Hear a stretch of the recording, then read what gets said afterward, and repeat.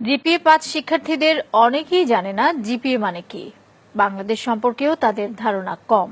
মুখস্থবিদ্যা নির্ভর পড়াশোনা এবং শুধুমাত্র ভালো ফলাফলমুখী শিক্ষা ব্যবস্থার কারণেই শিক্ষার্থীদের এই অবস্থা বলে মনে করেন শিক্ষাবিদরা। আনোয়ার হোসেনের রিপোর্ট। মাধ্যমিক পরীক্ষার ফল প্রকাশের দিন এমন উচ্ছ্বাসে মেতে ওঠে শিক্ষার্থীরা। ভালো ফলের সর্বোচ্চ মাপকাঠি জিপিএ-৫ যারা পায় তাদের আনন্দ সীমা ছাড়ায়। প্রশ্ন উঠেছে বছর বছর পাশের হার আর জিপিএ-৫-এর সংখ্যা বাড়লেও শিক্ষার মান বাড়ছে কিনা। এর জবাব খুঁজতে আমরা কথা বলি এবার এসএসসিতে পাশ করা কয়েকজন শিক্ষার্থীর সঙ্গে, যাদের মধ্যে ৬ জন জিপিএ-৫ পেয়েছে। তাদেরকে আমরা কিছু প্রশ্ন করি। জিপিএ এটার পূর্ণাঙ্গ রূপ কি? জানি না, এখন মনে পড়ছে না। GPA grating point. এসএসসি এটার পূর্ণাঙ্গ রূপ কি? এখন আমার মনে পড়তেছে না। Junior school certificate. School secondary certificate. আমি জিপিএ-৫ পেয়েছি, ইংরেজিতে কি হবে? I am GPA 5. I give a GPA 5. I get GPA 5. I will. মোট ১৩ জনকে প্রশ্নগুলো করা হয়েছিল, কিন্তু কেউই সঠিক জবাব দিতে পারেনি। এসব শিক্ষার্থীর কাছে এরপর করা হয় সাধারণ জ্ঞান এবং বিজ্ঞান বিষয়ে কিছু প্রশ্ন। পাঠ্য বইতে বিভিন্ন সময় পড়লেও খুব কম প্রশ্নেরই সঠিক উত্তর দিতে পারে তারা। শহীদ মিনার কোথায়? সরি জানি না। অপারেশন সার্চলাইট এটা কি? অপারেশন সার্চলাইট জানি না। অপারেশন করার সময় যে লাইটটা জ্বালায় ওইটা হয়তো জানি, কিন্তু তার বেশি কিছু জানি না। 25শে মার্চ কাল রাতে পাকিস্তানি হানাদার বাহিনী যে প্ল্যানিং করে আমাদের দেশে হঠাৎ আক্রমণ করে, ওইটাকে অপারেশন সার্চলাইট বলা হয়। শহীদ বুদ্ধিজীবী দিবস কবে? শহীদ বুদ্ধি দিবস জানি না। 17 আগস্ট। 10 ডিসেম্বর। আন্তর্জাতিক মাতৃভাষা দিবস কবে? জানি না। স্বাধীনতা দিবস কত তারিখে?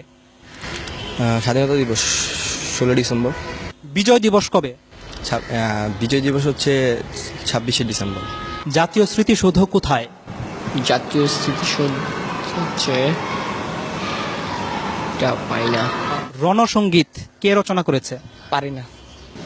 রবীন্দ্রনাথ ঠাকুর। বাংলাদেশের জাতীয় সঙ্গীতের রচয়িতা কে? কাজী নজরুল ইসলাম। মাউন্ট এভারেস্ট কোথায়? ইংল্যান্ড। তুমি সায়েন্সে পড়েছ। পিথাগোরাস কে? একজন ঔপন্যাসিক। নিউটন কোন তত্ত্বের জন্য বিখ্যাত? জানি না। আইনস্টাইনের কোন তত্ত্ব কি তোমাদের পড়িয়েছে? আইনস্টাইন না, নিউটনের পড়ছি, কিন্তু আইনস্টাইনের পড়ি নাই। নিউটনের তত্ত্বটা কি, নাম কি? গাছ থেকে মানে আপেল পড়ার যেই তত্ত্বটার নাম কি? নামটা মনে নেই। বাংলাদেশের বর্তমান রাষ্ট্রপতির নাম কি? বাংলাদেশের বর্তমান রাষ্ট্রপতির নাম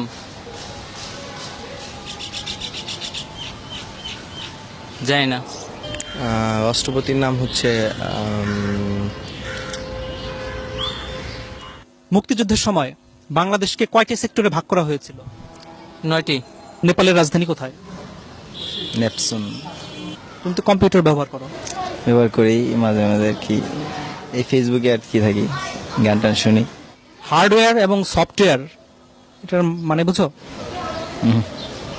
জানি না। তোমরা কি পাঠ্য বইয়ের বাইরে কোনো বই পড়ো?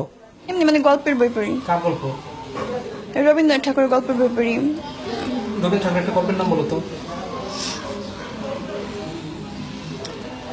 শিক্ষাবিদরা বলছেন জিপিএ-৫ পেয়ে ভালো শিক্ষার্থীর তকমা নিলেও জ্ঞান অর্জনের দিক থেকে পিছিয়ে আছে তারা। আমরা দেখি বিশ্ববিদ্যালয়ে ভর্তি পরীক্ষায় জিপিএ-৫ তারা পাস পর্যন্ত করতে পারে না। তার মানে যারা জিপিএ-৫ পেয়েছে তারা যেটা শেখার কথা সেটা শিখে নাই। তার মানে হচ্ছে কি এই জিপিএ-৫টা সত্যিকার জিপিএ-৫ না, তাদের হাতে জিপিএ-৫টা তুলে দেওয়া হচ্ছে। এখন শিক্ষার গুণগত মানটা যদি বাড়ানো না হয়, তাহলে শুধুমাত্র সংখ্যা দিয়ে আসলে কোনো লাভ হবে না। এদিকে শিক্ষার্থীরাই জানালো কেন তারা এসব প্রশ্নের উত্তর দিতে পারছে না। প্রথম কথা হলো আমি সংবাদ বেশি দেখি না, নিউজ পেপার পড়ি না। পাঠ্য বইয়ে যে সিলেবাসটা দেওয়া আছে ওই সিলেবাসের মধ্যেই সবসময় সীমাবদ্ধ থাকো। ওগুলো সায়েন্সের সাবজেক্টগুলো একটু বাইরে পড়ি, কিন্তু বাংলা সমাজ এগুলো নিয়ে আমার বেশি ঘাটতে আর কি, বেশি ওগুলো পড়ি না। তবে শিক্ষাবিদরা মনে করেন দেশের সাহিত্য ইতিহাস সম্পর্কেও জ্ঞান থাকতে হবে শিক্ষার্থীদের। বিজ্ঞান, বাণিজ্য, মানবিক বিভাগের মধ্যে তো আলাদা করা যাবে না। এটা এই দেশের যদি নাগরিক হিসাবে তারা বড় হয়। তাহলে তো এগুলো জানতে হবে। কোথায় শহীদ মিনার, কেন শহীদ মিনার, কোথায় স্মৃতিস্তম্ভ, কাদের স্মৃতিতে স্তম্ভ, এগুলো তো জানতে হবে। এটা না জেনে কি করে? তারা বলছে তাদের বাংলা সাহিত্যের ব্যাপারে, ইতিহাসের ব্যাপারে আগ্রহ নেই। মানে এটা আসলে তাহলে মানে তার কি পূর্ণাঙ্গ শিক্ষা পাচ্ছে? না, একেবারেই না, একেবারেই না। শিক্ষা সংশ্লিষ্টরা বলছেন, শিক্ষার্থীরা মুখস্থ বিদ্যা নির্ভর হয়ে যাওয়ায় তাদের এমন দশা। বছরের প্রথম থেকেই যদি তারা কোচিংমুখী হয়ে তারা শুধুমাত্র চ্যাপ্টারগুলি মানে সামারাইজ করে ছোটভাবে ওইভাবে শেখানো হয় নাম্বারের দিকে তাকিয়ে, তাহলে তার জ্ঞান তো বাড়ছে না, মেধাও বাড়ছে না। আমি বলবো যে মেধার অপচয় হচ্ছে। এর প্রভাব পড়েছে চাকরি ক্ষেত্রেও। চাকরিদাতাদের অভিজ্ঞতা বলছে, যেসব শিক্ষার্থী ভালো ফলাফল করেছে তাদের একটি বড় অংশই ইন্টারভিউ বোর্ডে ভালো করছে না। ট্রাফিক জ্যাম নিয়ে কিছু একটা লিখতে বললাম, বা এখন হয়তো ওয়ার্ল্ডে কোনো একটা ইভেন্টস হচ্ছে, সে কোনো একটা খেলা টুর্নামেন্ট চলছে, বলি যে এটার উপরে লেখেন, যা মনে হয় আপনি বাংলায় লেখেন, ইংলিশে লেখেন।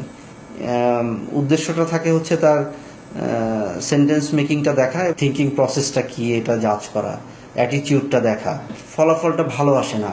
জেনারেল নলেজটা ডেটোরিয়েট করেছে এবং কমিউনিকেশন স্কিলে ডেটোরিয়েট করেছে, বোথ রাইটিং স্কিল এবং ভার্বাল স্কিলটাতে।